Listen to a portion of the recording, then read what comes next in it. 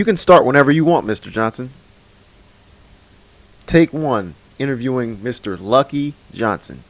You can start whenever you want, Mr. Johnson. You know, I hate that name. Lucky or Mackie? Lucky. For 40 years I've been trying to get rid of it. And clearly it never seemed to work.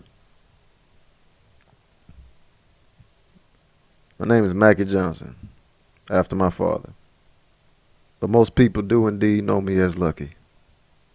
Louisiana State Police, Detective Division. Back then I was just a young trooper trying to prove I even belonged in the room.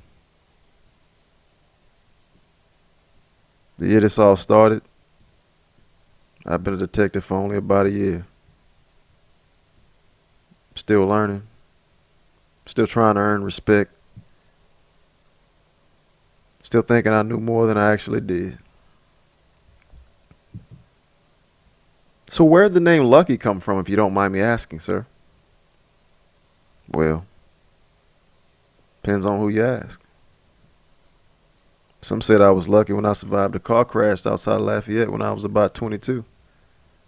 The car flipped 3 times, they say, and I walked away with a broken wrist.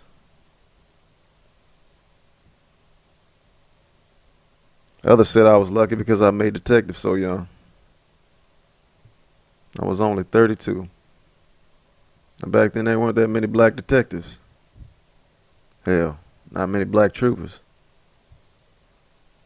Some people thought I caught a break. A lot of people thought I got lucky. Truth is, I worked for everything I got. Every promotion, every assignment, every ounce of respect. Nothing was ever handed to me. So before the case in question that we're going to be talking about today, do you mind giving me a little background on what life was like? Well, normal. Just normal? About as normal as a southern Louisiana boy gets. See, back then I lived outside of Baton Rouge. Small house. Fishing on the weekends with my father.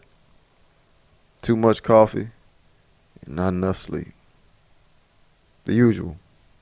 Very slow life that all of us down there love. Now, most of my work wasn't glamorous. Domestic disputes, drug arrests, burglaries, the occasional missing persons case.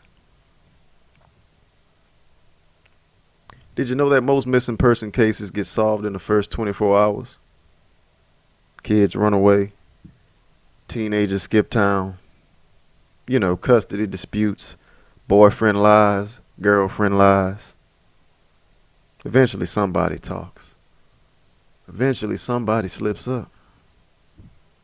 Well, most of the time that is. So when exactly did you realize the Miller case would be different from any case you had done prior? Well, I didn't. Not at first, at least. There was nothing about that first call that made this case unusual. Nothing at all. No strange symbols. No cults. No conspiracies. I had no reason to believe it'd become the biggest case of my life. It was just another missing child. At least that's what I thought. At least that's what we thought at large.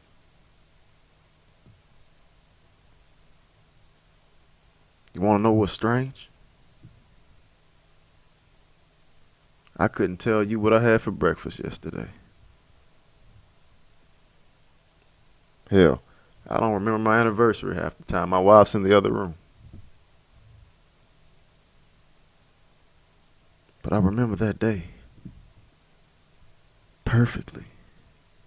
Every detail. The weather. The smell of the station. the AC rattling overhead, everything. Why do you think that is, sir?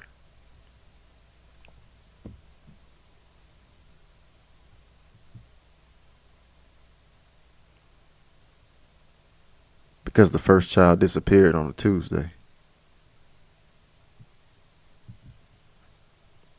A Tuesday. That doesn't go along with the official records. Yes, that's because everybody got it wrong. The newspapers, the TV reports, the official records. They all said Friday. They were all wrong.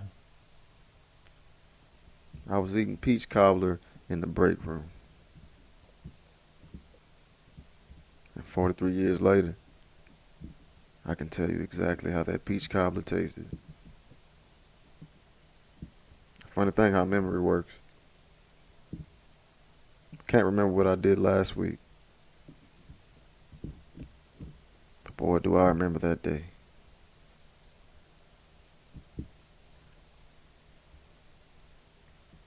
Because that was the day Southern Louisiana lost its first child.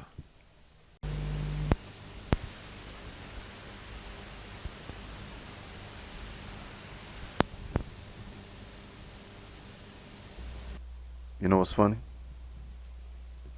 If you'd asked me on June 8th, 1982, whether this case would still be talked about 40 years later, I would have laughed at you.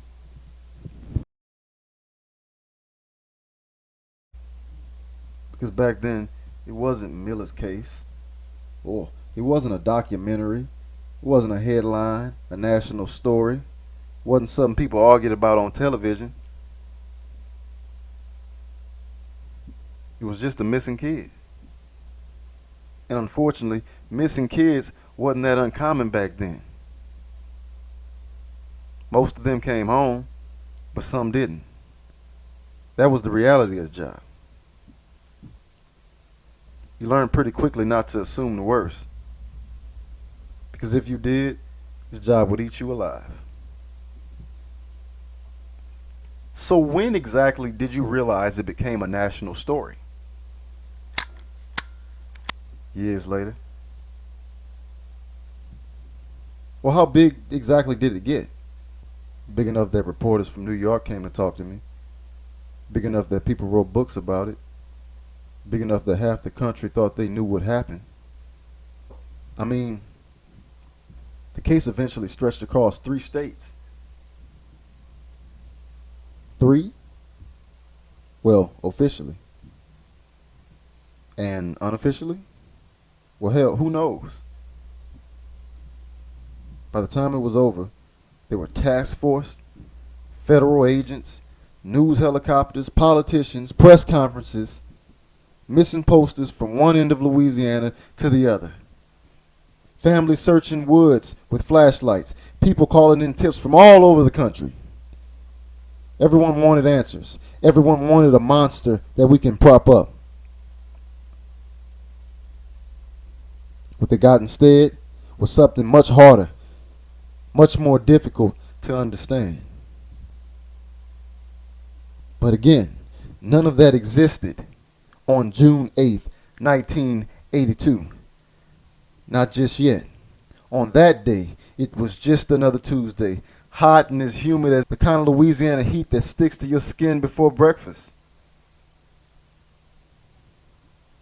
I got to the station a little after 7. I grabbed a coffee, started paperwork, nothing unusual, nothing memorable. At least that's what I thought. Around 9:30 that morning, the phone rang. Dispatch picked it up. I remember hearing the operator's voice. Not panic, not concern, the kind of concern you learn to recognize after years of law enforcement. A few moments later, she walked over to my desk. She handed me a note. She said 4 words. 4 words I have not forgotten in 40 years. A child didn't come home. At first, that didn't mean much. Kids disappear for all kinds of reasons, especially during summer break. A boy stays at a friend's house, loses track of time, rides his bike farther than he's supposed to, and it happens. Now, nobody was sounding alarms yet. Nobody was talking about kidnappings or murder or anything. Not yet. The boy's name was Ethan Miller. He was 10 years old, brown hair, skinny kid, lived with his mother about 30 minutes outside of Baton Rouge. Good student. No history of running away. No trouble at school. No reason to disappear. The report said Ethan left his home shortly after sunrise. Told his mother he was going riding. She expected him back before lunch. Lunch came, no Ethan. Dinner came, still no Ethan. By the next morning, she called us. What were your first impressions of the case? Well, honestly, I thought we'd find him before sunrise. Like I said, I really did. This kind of thing happened all the time, and it always, for the most part, happened the way it usually happens. But back to June 8th. Back to that morning. Back to the beginning. The bicycle was the first thing that bothered me. What bicycle? What bicycle exactly are you talking about? The one that we found.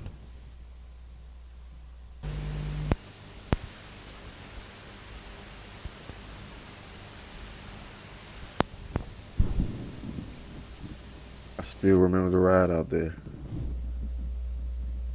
Funny thing is, nobody says it like that. Wasn't dramatic. No sirens. No rush. Just a dirt road. Heat rising off the asphalt. June 8th, 1982. By then, the report had already escalated. Missing child. No confirmed direction of travel. No witnesses. No signs of forced entry. The last part. That's what made people uneasy. Even if you didn't say it out loud. The drive out to Miller's place was just under 40 minutes. Rural stretch outside of Baton Rouge. The kind of place where the trees close in the road like they're watching you pass through. I remember thinking, it looked too quiet. Even for Louisiana. Too still. When I pulled up, there were already 2 patrol units there. A couple of neighbors standing on the side. Not much talking. Nobody really knows what to say in those moments. You just stand around and wait for someone in charge to tell you how bad it is. The mother was on the porch. I saw her before I saw anything. That's usually how it goes. Not the crime scene, not the evidence. It's the family. She stood up the second she saw my car door open. Like she'd been waiting for me specifically. Like I was supposed to fix it. I remember her name. Evelyn Miller. She kept asking me the same question. What question was that? Have you found him yet?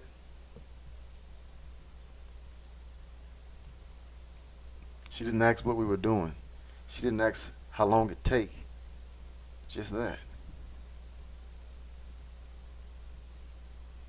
I told her the truth. We hadn't found him yet.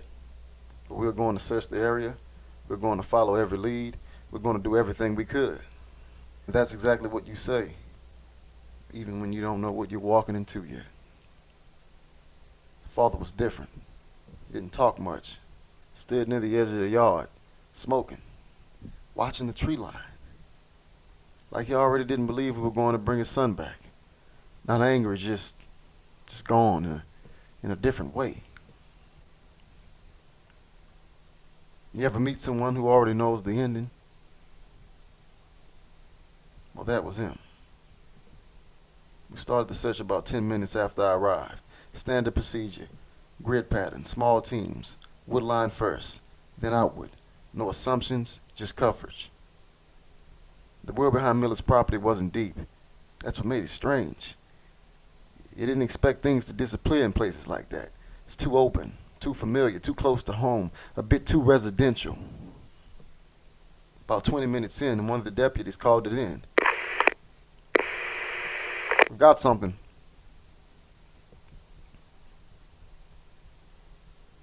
It was a bicycle.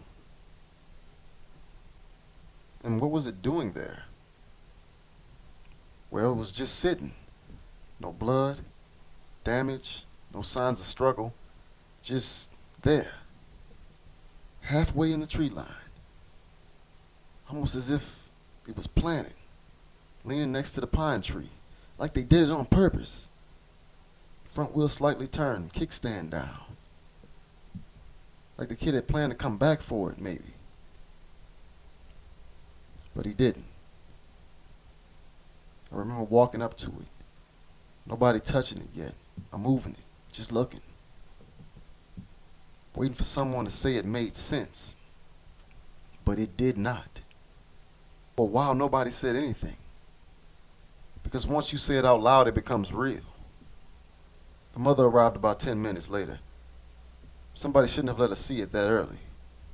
But she came anyways, running past the deputies, calling his name over and over and over again, like he was just hiding somewhere out of sight. Ethan! Ethan! She saw the bicycle before anyone else could stop her. And that was it. The sound she made when she saw it. I've heard a lot of things in my life, but I'll never forget that sound. We had to expand the search area after that. Everything becomes wider after that moment. Like the world suddenly feels bigger than it did 5 minutes before. Neighbors questioned, fields checked, ditches drained, old barns, anything. Everything we could think of. But the bicycle was the only thing that felt real. Everything else was just a possibility. Everything else was just speculation. That's the part people don't understand. One object changes you, and suddenly you're no longer looking for a missing kid. You're looking for what happened to him. So when did you realize it wasn't normal? When we found what was inside the grass beside the tire tracks. We didn't notice it at first because we were looking at the bike.